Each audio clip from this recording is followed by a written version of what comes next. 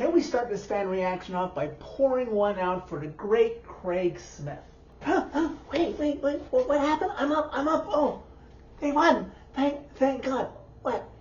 Craig Smith? Oh, yes. Oh, love Craig Knock. You have to enjoy every Preds moment while you can. And you need to go to bed, as well as me, just as soon as I shoot this fan reaction video. Before you fly off the handle, Johnny, take a deep breath.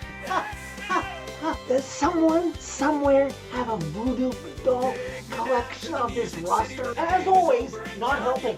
I guess the season's over. So, sit down silence. That was the plan. Why does it say placed on waivers? Nothing said. I have to talk about dumb moves and a Pets front office. What the hell did I just watch? Do I really need to be here for this at this point? I'm not having flashbacks to Game 4 against the Canucks last spring. At this point, Johnny, you can just splice together old intros. Cutie intro. Redemption take you home. Preds tie the Colorado Avalanche 3-3, and then everybody's hands go up, way up, as the Nashville Predators defeat the Colorado Avalanche 1-0 in the gimmick known as a shootout, and defeat the Colorado Avalanche overall by a final of 4-3 Tuesday night inside Bridgestone Arena. Ryan O'Reilly's lone goal in the shootout and UC Soros' 39 saves in this one gets the Preds to their 5th win in their last 7 games. Different kind of fan reaction video for you tonight, Preds Nation, seeing as it's 9:57 p.m. out here on the West Coast. It's almost Wednesday for you when I am shooting this fan reaction video. I didn't even realize until this morning what time the game would start. I knew it was against Colorado. I knew it was a home game. I had no idea that it was one of these crazy double-header nationally televised games on TNT. These things should be illegal until the playoffs, and even those are crazy start times for home games in a central time zone. And not just that, besides the people who got to see this game in person, hey, lucky you if you live in the Nashville area and got to see this thing start to finish on True TV. This was picked up nationally in Canada on Sportsnet. Sportsnet, that pays good money to televise and have the national contract for National Hockey League games. In Canada, for those who don't know, unless I'm misremembering, there's Sportsnet Pacific, Sportsnet West, Sportsnet Ontario, Sportsnet 1, and Sportsnet 360. Quite often on Saturday nights, if multiple Canadian teams are playing, they're put on different channels. Why the heck were they not able to have the Preds game from the start on one of the affiliates? No, that silly Islanders Golden Knights game had to go deep into the shootout, so I had to keep track of this game.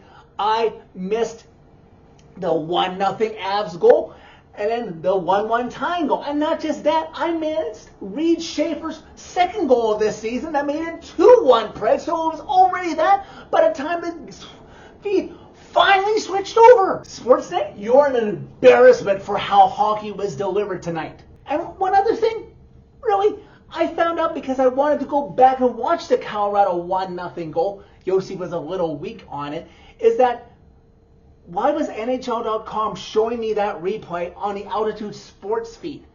This was supposed to be a nationally televised game, which meant that I had to watch this on TNT's feed in Canada, not FanDuel Sports for the Preds. If you're not going to allow Preds fans to have Willie and Cine's broadcast on FanDuel, people in Denver should have to watch this on TNT as well. As for the game, the Marchessault goal that tied it at 1. Nice to see the Preds power play doing its thing.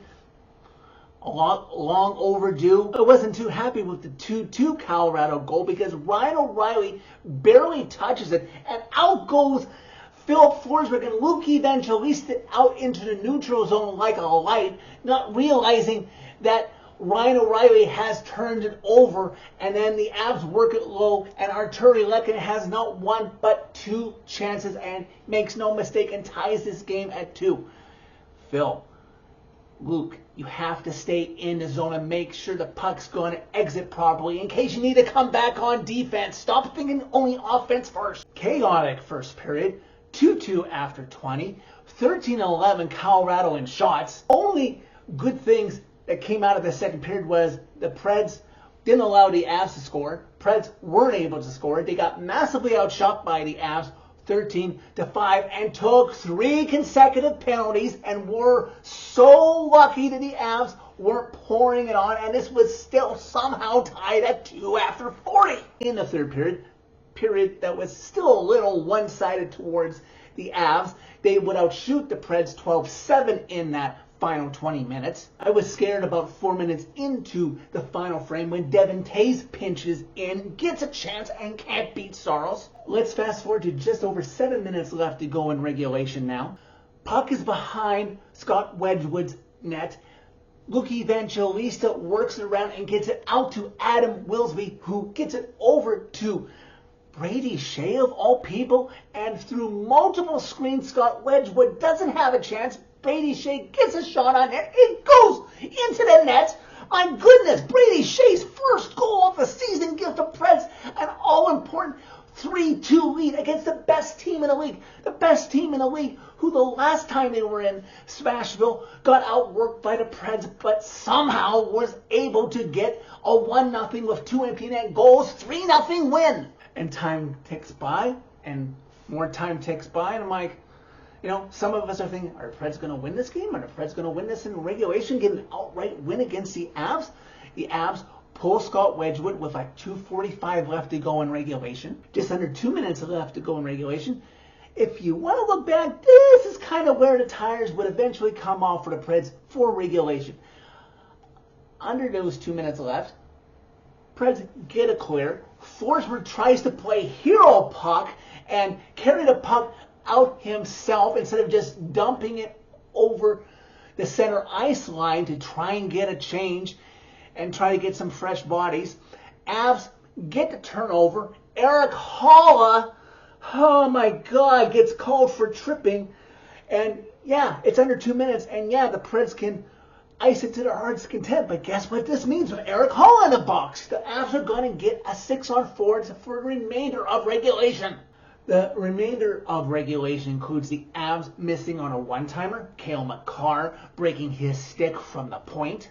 40 seconds left to go in regulation. Jared Bednar calls a timeout trying to get his Avs troops organized. Derek McKenzie, Preds assistant coach, tries to get the defensive troops into the right position to keep this game at 3-2. Time is ticking down, getting closer and closer to 0-0. Cale Makar gets a shot that goes wide, but the Avs persist. Puck comes back out to the point. Multiple screens through Saros. He's in the right position, but he can't see where the puck is coming from or the timing on the shot. And Cale Makar gets a shot off that beats him. Oh my God, you guys! I'm pissed off at Forsberg and Makar for scoring. I meant Eric Holla for taking a tripping penalty, and the Avs have tied this game. They just won't die. Time ticks down, and the Preds will have to find some way to win this in the 3-on-3, or heaven forbid, the gimmick. I will say that overtime was quite entertaining. The Preds outshot the Avs in that 3-on-3 5-minute period, 5-4. And highlights included Steven Stamkos hitting the post, also close to ending it. Adam Wilsby undressing an Avs defender. I didn't catch who it was, and the TNT broadcast didn't say it.